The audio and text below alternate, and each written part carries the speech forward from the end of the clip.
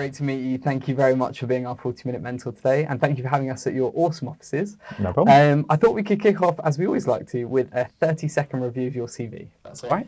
Sure. Man, in 30 seconds. Like, it's a tough question, I know. Tough one to start. Ex-banker, ex-insurance person, ex-management consultant, ex-agency guy. Decided that actually the industry wasn't probably moving in the way that I felt like it could and should do. So to try to do something different with the company that I'm at now. Amazing. And I'm a big fan of the work you're doing at 11FS, so really keen to get into that. But wanted to start at the beginning almost. I know that you had a dream of becoming a professional basketball player, and sadly a sort of injury put that, sadly, a roadblock in the way of that. Giving up a lifelong dream is a big thing. How did you get back on your feet and kind of go again from a career perspective? Quickly. Okay. Is the best answer to that. I played like 11 different county sports, so various different things. Pretty much everything other than football. Oh, really? Like I like football now, but just wasn't into it as a kid at all. What was the most niche sport? Like playing badminton, playing ping pong, like all those types of things. Like there's a bunch of them that just blur in my mind now, the rules of them. But I think what kind of comes down to it, I was just insanely competitive. Yeah. Unfortunately, as you say, 3 pins in my left knee and all the ligaments in my left knee done after putting the ball in the basket one time and twisting wrong. I basically had to go, well, what do I do at that point? Thankfully, my dad didn't let me kind of rest on my laurels too quickly. It was like, here's a stack of papers, have a look at what you think the industry that will be broken in 10 years time when you come out of university to really sort of make this something that will still be a problem when you come out. I looked at a few different industries. It looked like technology was going to be a thing. There was this thing called the internet. Yes. And the other two was oil and gas, which my dad was in, and banking. So being greedy, I kind of went for banking and technology, and kind of went down the business and technology route. So It was pretty intense. I did first year and second year of A-levels in the same year to kind of catch up with everybody else, because I didn't really want to get left behind. So doing maths and business and everything kind of in that side of things, maths, business and computing A-levels in 1 year was interesting, because the year 2 stuff that I should have had a good grounding for in year 1 was challenged. Yeah.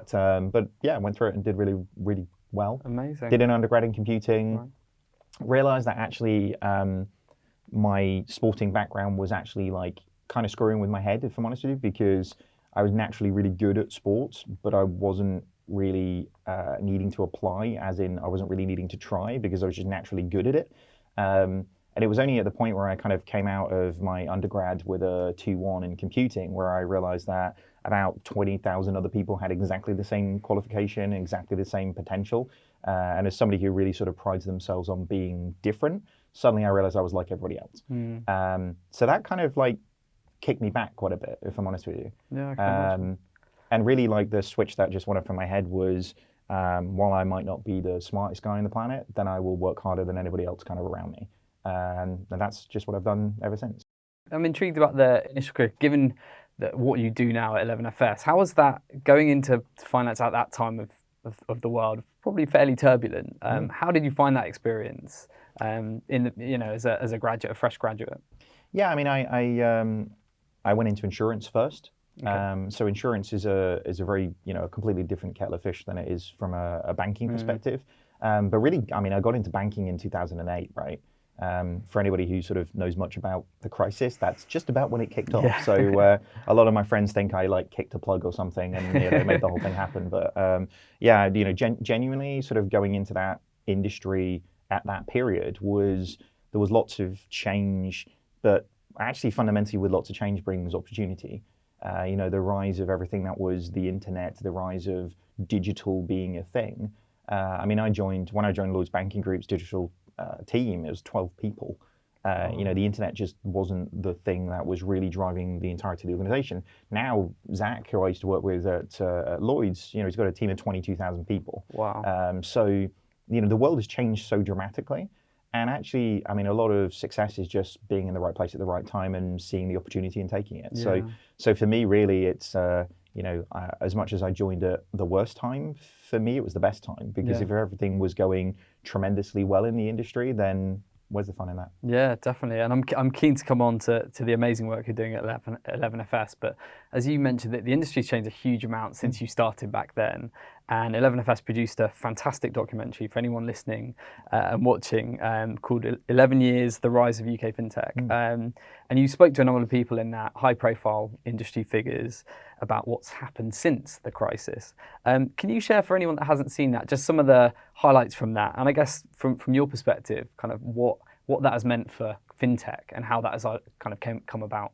Yeah, sure. I mean, a lot of people, I mean, the crisis was obviously a terrible thing. There were a lot of people that lost a lot of their jobs. A lot of people lost a lot of, I mean, when I joined Lloyd's in 2008, the share price tumbled and a lot of people lost a lot of money and security from a retirement perspective. So, you know, by no means is this going, everything was wonderful. And like, you know, but actually like the positive nature that kind of came out of it was actually, you know, if we sort of fast forward to today, London is the capital of fintech globally. It is the capital of financial services globally as well.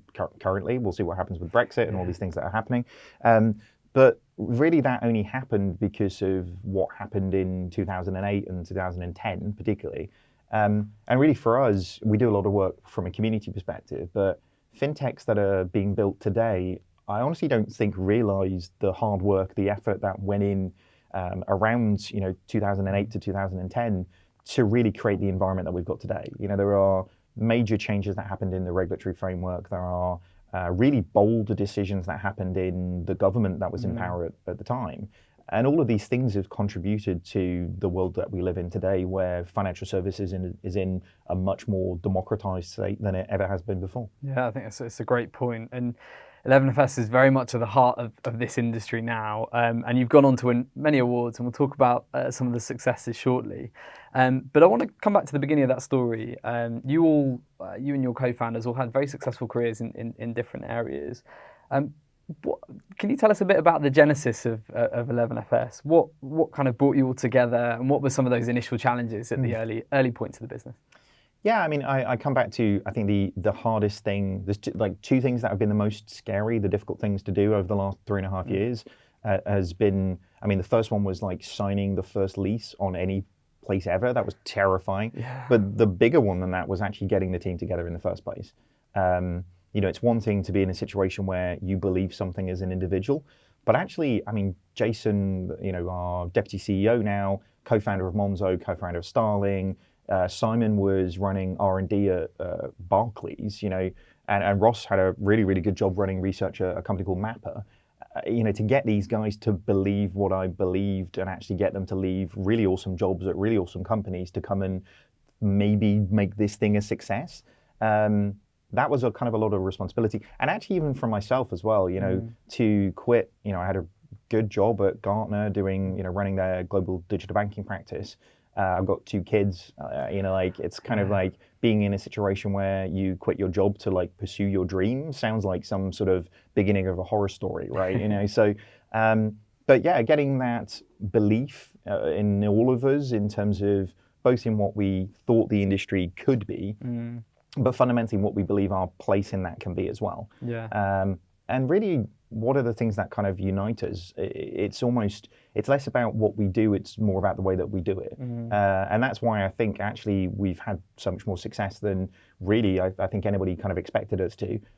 Not that we did, we definitely expect much more than what we're doing now. But I think in terms of, if you look at the sort of traditional players within the market, I think many people are very surprised that we've had the level of impact. But I mean, for us, very much like the industry, we're only just getting going, really. Yeah, definitely. I commend you on the bravery to go out and carve a different path. It feels almost like the Avengers assembling when you got all these great people together. That was literally the narrative that I used. Like Simon will often tell that story, which is, I mean, my whole point on that was, I mean, Iron Man and like the Hulk get their own movie, and we could all be independently successful doing interesting things, and that would be like fun. But when there's like a really big bad, like everybody gets together. Yeah. And that's really why, you know, the Avengers, it can be seen as very like childish and silly. But I'm childish and silly. So yeah, like, no, I like it. I like it. But no, it was a good kind of metaphor. And actually continually people kind of bringing that back. I think Business Insider wrote a thing about it and it's just sort of stuck. Yeah, I'm certain I've heard it somewhere. Great. Well, I know as a team, you've done some amazing things. Um, it's hard to know what to call 11FS given all the different things you do. And I know you're not the biggest fan of the word consultancy. What is it that you dislike about that? And how are you building a brand that is truly different to the other players out there? And I say this from someone that has been a headhunter in the consulting space and fintech for 10 years. I guess I've seen the big and the small and those that have succeeded. And I love what you're doing. So it would be great to hear a bit about your perspective on that. Yeah, I mean, I think it comes down to like the fundamental of how you build out the company.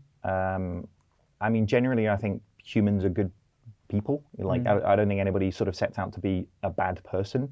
But I think many of the incentives that are put around people within organizations kind of can turn good people bad. So, and actually, you sort of see that across pretty much any industry. If you look at anywhere where there's been a sort of a catastrophic kind of problem within an organization, it's because people weren't living the values, or fundamentally the incentive was driving them down a place that was beneficial to them as an individual rather than to the company.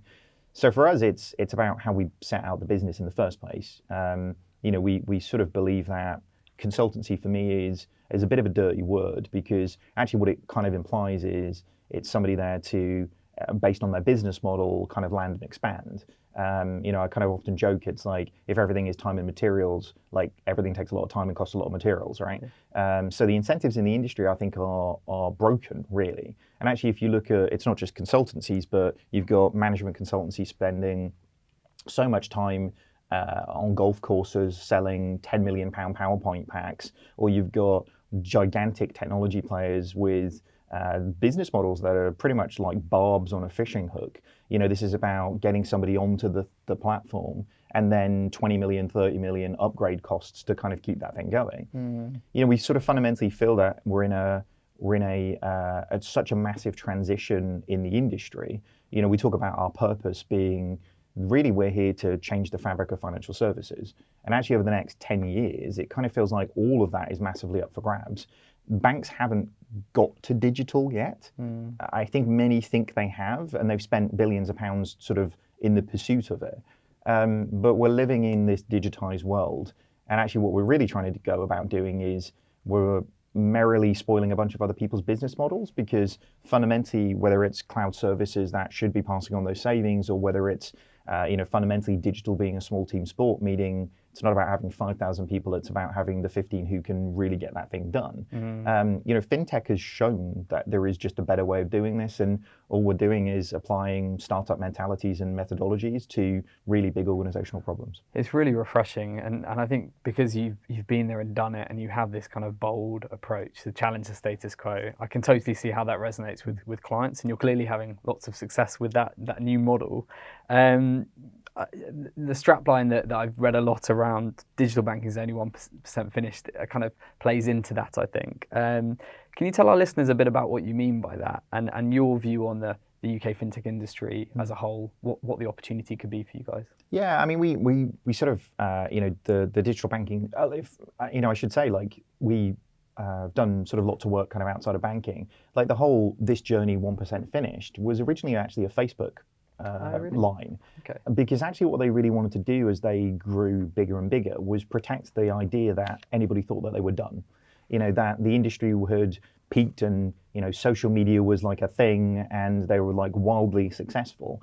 But actually, how did they create a culture internal to their organization that actually everybody was always in the pursuit of making things better? So for us, I mean, we sort of look at the 1% finished thing particularly from a digital banking perspective, as just a kind of a bit of an indictment on where we are, given the fact that everybody's spending multiple billions on digital transformation, that actually all we've done is take paper and people out of a process, really, rather than embracing what digital can really do. I mean, if you look at any industry that has really been reborn because of what digital is, whether you look at really where we are now with Spotify, with digital music, or I mean, even sort of from a newspaper perspective, we're seeing massive fall away from the viewership for the BBC and the Telegraph to Twitter and YouTube and various different places that people trust more. The fundamental there is it's not just analog products distributed through a digital channel, but it's a fundamental rethink on actually what those things are, more to create services than it is just products. So for me, it's kind of, we're in its midst of a real industry reset, and the banks get a lot of bad press and like are kicking every so often in the newspaper, one of them or another. But actually, like the whole ecosystem around banking is not being good for a really long period of time, and actually, whatever slice of it that we can help to really sort of shift that fabric of financial services, then we'll be able to kind of focus on. I should say as well, I mean, we've been bootstrapped from the beginning. We've took no VC money. There's no sort of evil villain sitting with the money in the background, which means we can make decisions really quickly. We can actually go into weird and wonderful areas of things that, do a documentary. Why not, right? Yeah, it's so refreshing. Yeah. Well, it's good. It means we're not inhibited by what somebody thinks we should do. We've got a really, really talented group of people who really can come up with weird and wacky ideas to move things forward, or building out full product lines that we've never even thought about before. And when you're so community focused in the way that we are, we really sort of push, whether it's documentaries or the podcasts or the content that we put out, whether written or whatever. For us, it's all about how can we create and add as much value to the community as we can. Amazing. And I kind of say this a lot, but I'm in no way, shape, or form religious. But I really believe in karma. I think the more good you do, the more good happens. Therefore, the more we can kind of give up time or work with people who don't have the opportunities that we do, or even just allow them to hear conversations, because actually it might be inspirational, or it might shape the way that they get into the industry or not. Anything we can do on that side of things, the better from my perspective. It's a great mantra, and I think, as you mentioned, that the ecosystem does seem broken, and I think part of that is a lack of trust in the big institutions. I guess case in point, JBM, I won't name which bank, has been with a big bank since I started the business over 7 years ago, and we had an absolute nightmare. Got locked out of the bank for too long, and in the space of an afternoon, I'd set up a Starling, and very quickly I transferred everything across, and it has been genuinely game-changing for me. I'm really interested in your thoughts. I know you've helped a number of incumbent banks with this sort of thing, trying to help them evolve. But how do you feel they can compete with this growing number of the Monzos, the Starlings, the Tides, etc.? I mean, it's really tough. I mean, any industry goes through a bit of a cycle like this. It's I mean, Clayton Christensen laid it out really well on the whole sort of innovator's dilemma, and actually that's playing out in financial services so significantly right now. I mean, the banks have got all the customers. They've got more money than like anybody on the planet to invest in making this really sort of work. The inhibitor is actually predominantly cultural. You have many organizations that have been set up in a certain way for a certain period of time with people in control who, it's like turkeys voting for Christmas, right? They're never going to give up control. They're never going to give up budget. And that's a difficult thing to kind of face into, because if you do have the customers, you do have the investment, you should win, right? But being in that situation where you almost can't unlearn the way that it's been done to really figure out that you can approach these things in fundamentally different ways. I mean, I remember back in Lloyd's, it was a gigantic deal that we merged the business and the technology teams. But actually now, when you kind of look at how Agile works, like multidisciplinary teams, having developers in a different building or in a different country just doesn't make any sense if you really want to work in an Agile method.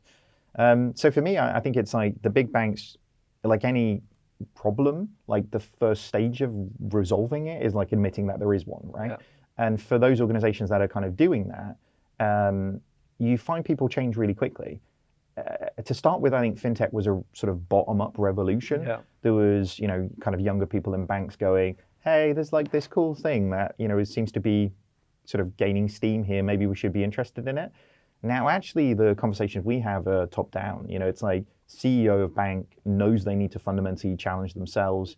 Somebody like Alison Rose at NatWest, been at the bank for 25 years, but so tuned into actually the changes that are happening kind of outside of her four walls.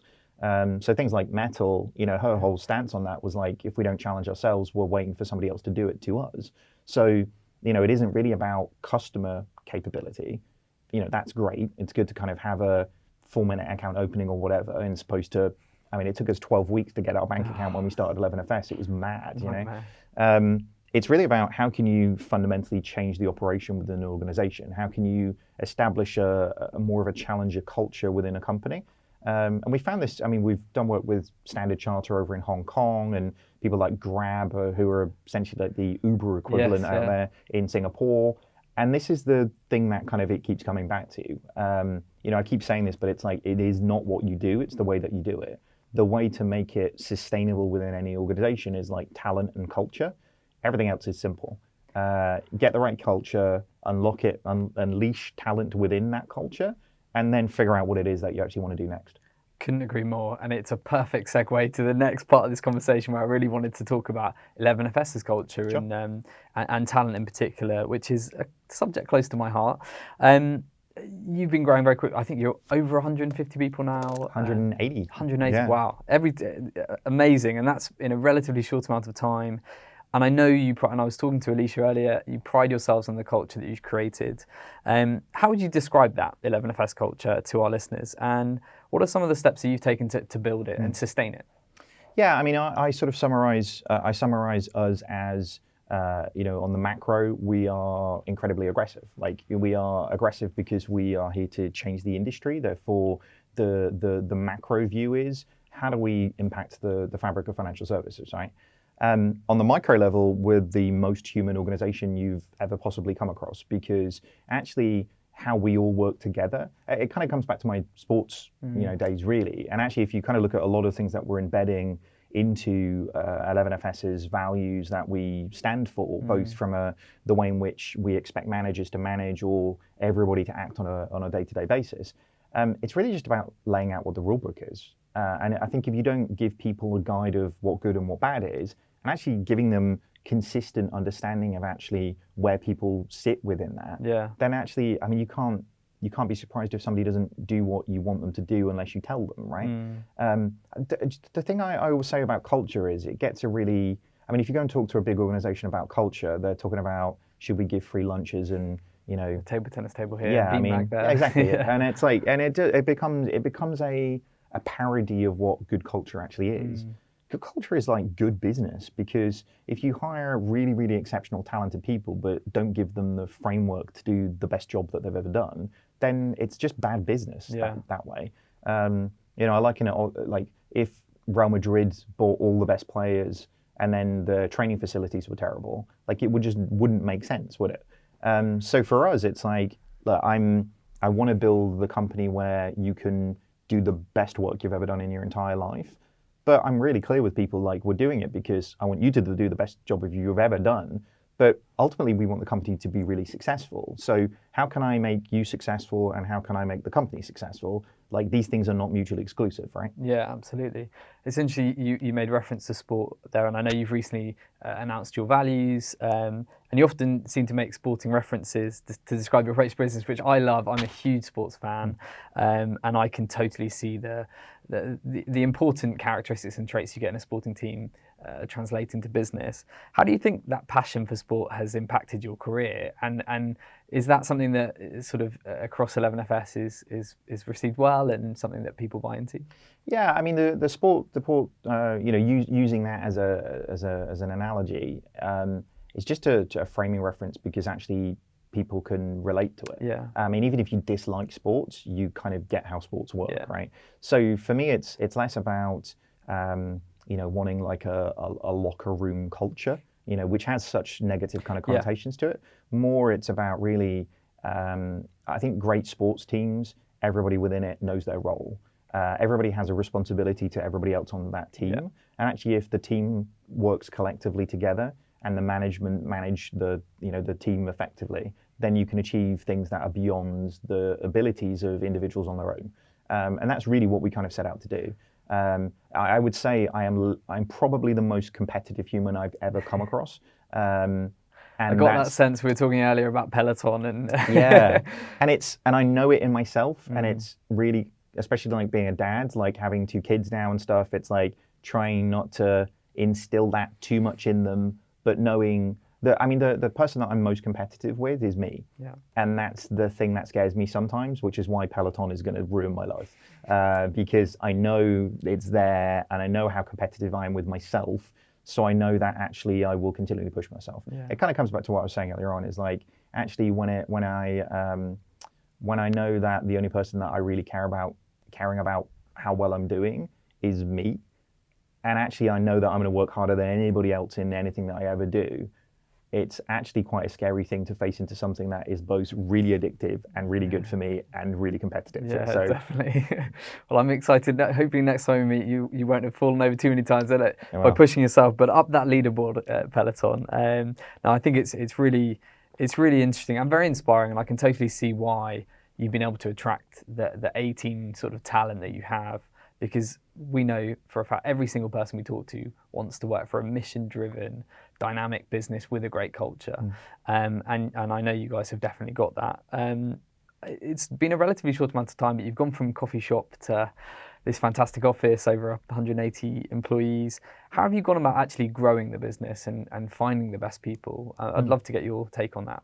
Yeah, I mean, the growing the business one is interesting, because we've sort of almost grown out of a process about 3 days after we put it in every time we do it, just because to go from 5 people to then 15. I mean, me and Zoe talk about this a lot, where it's like, actually, like, our Friday team meeting has gone through so many different incarnations of it, because actually what you can do when you're 10 people or what you can do when you're 50 people is completely different. And when you get to 100 people, things break in a really interesting way. And then when you get to 150 people, like, we used to have a Friday meeting where everybody talked. Everybody talked in the company. What was your highlight? What was your low light? Who do you give a shout out to this week? And it was great, because there were people who everybody would get to hear what everybody was doing.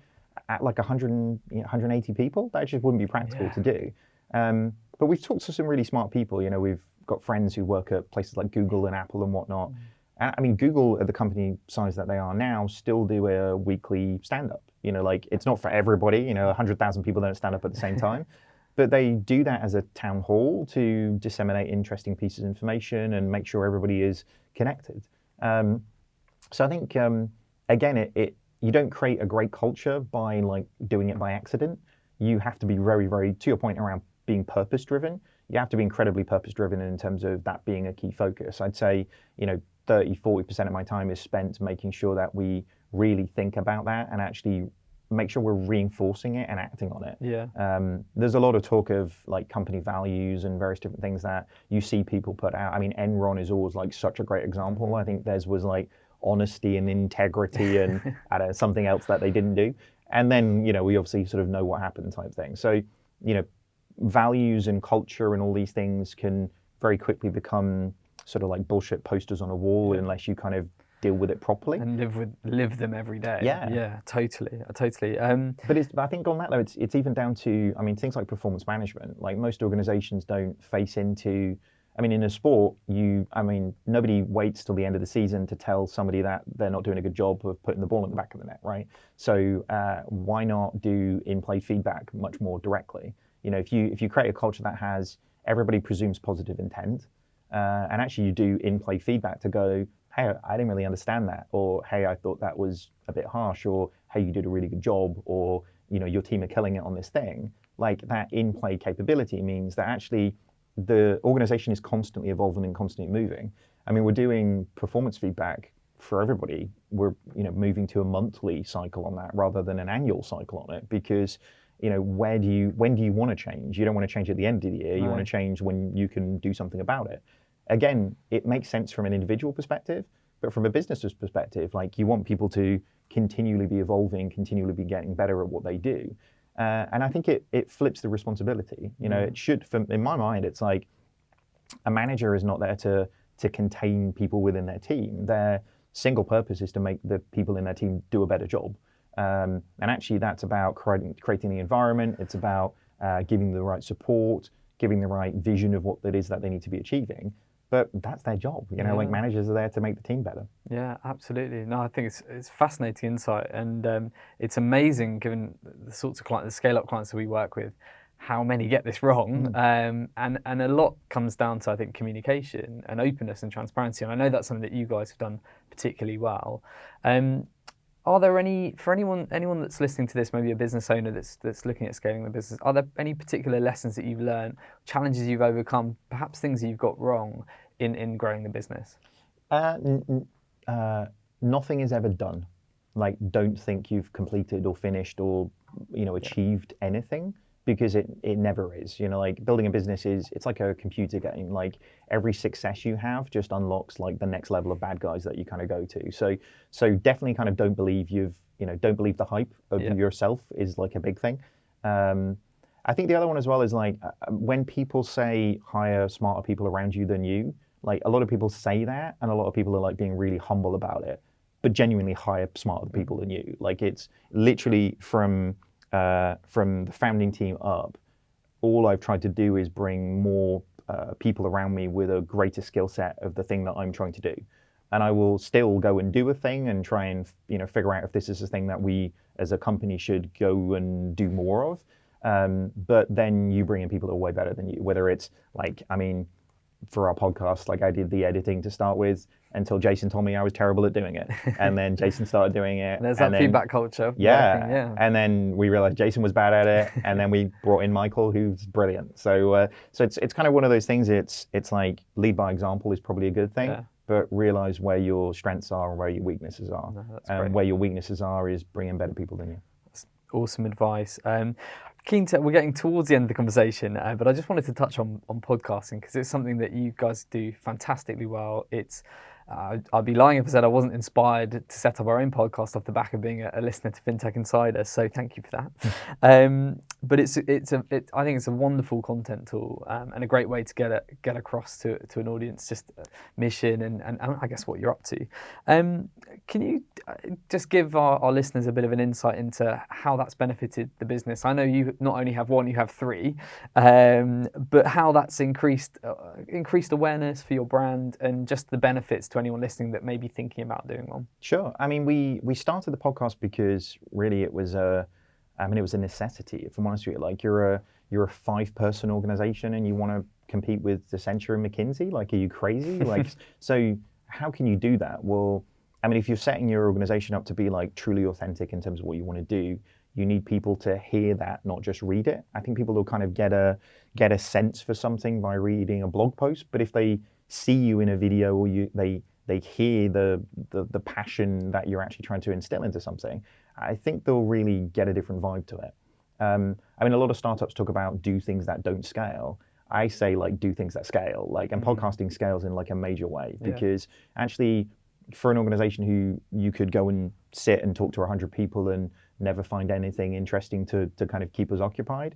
But actually, if you can put out a podcast that can go out in 180 plus countries a week and touch people who wouldn't get to listen to those types of conversations before. I mean, the reason we started in the first place, we were in a bar in Bank with Solaris Bank.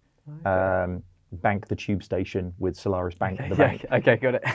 Just clearing that up. And actually we were just like, people should hear this stuff. It's like really insightful. You're in a bar, you're like, we're hilarious. People should hear this stuff. But again, it kind of comes back to that. How can you create value for a community? How can you allow people in far-flung countries to kind of listen to really what's happening in the epicenter for FinTech?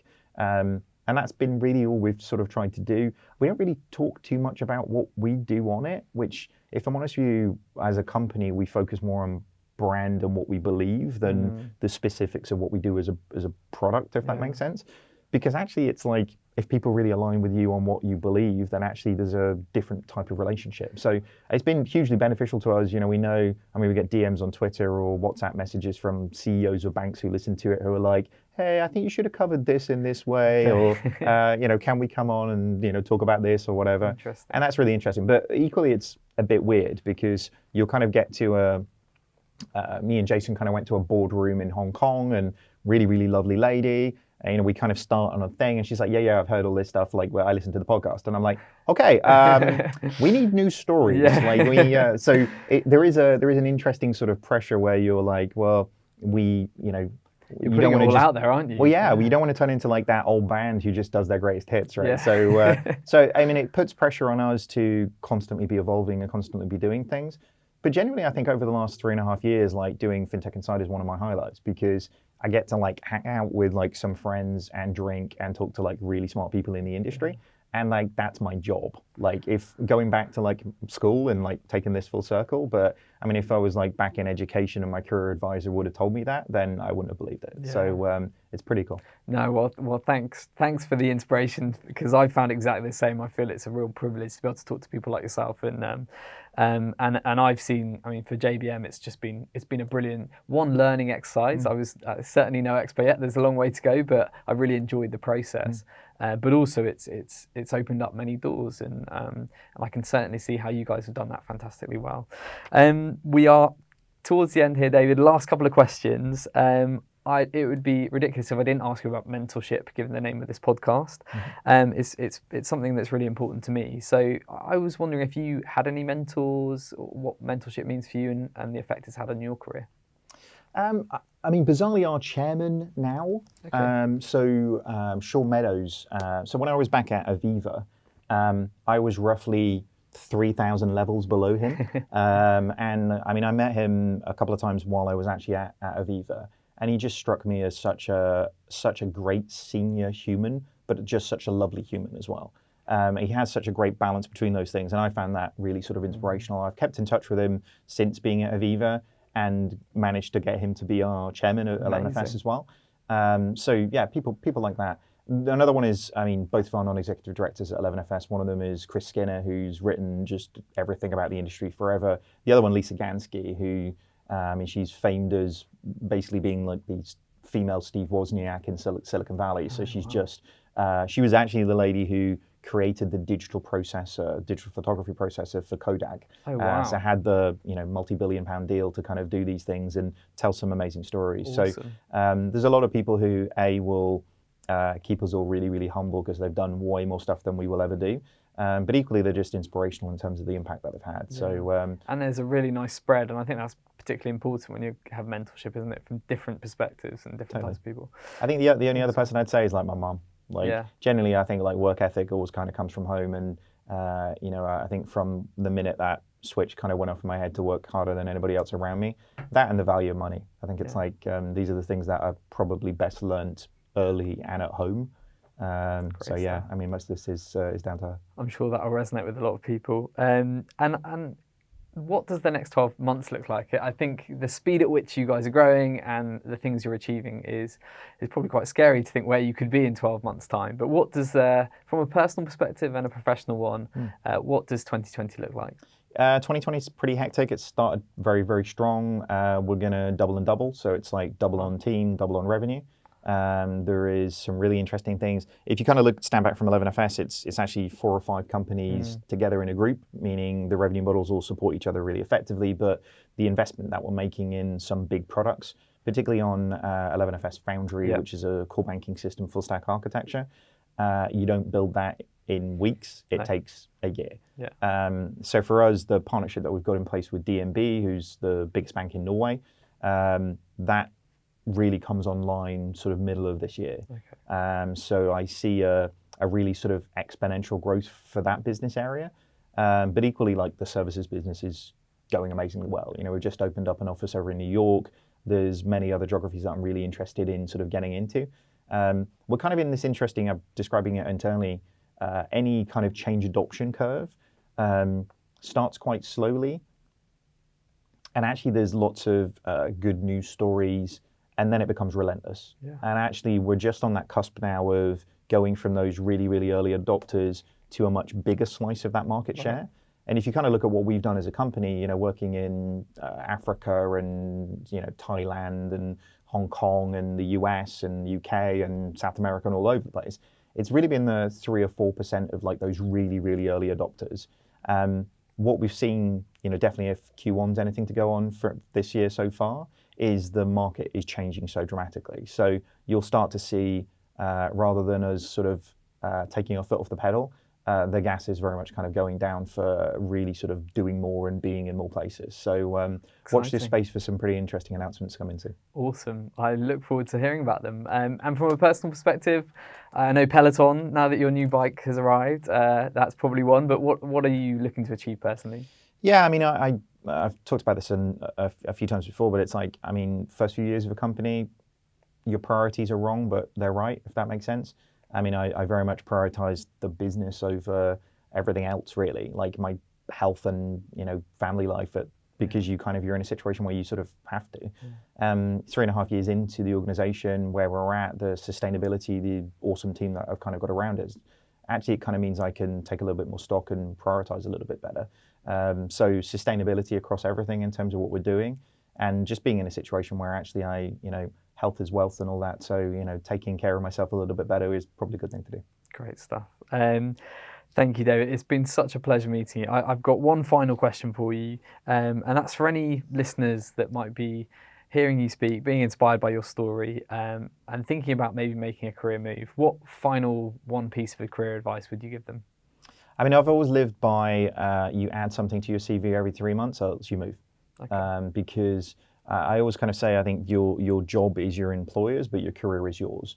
And I think the minute that you really take responsibility for your career, rather than waiting for people to kind of give you opportunity or to like pick you out of the crowd to kind of promote you into a thing, is every 3 months you put a bullet on your CV, else you move jobs. I think that's an awesome place to end this. Thank you very much, David. It's been a real pleasure meeting you. Thanks very much for your time. Thank you. Appreciate it.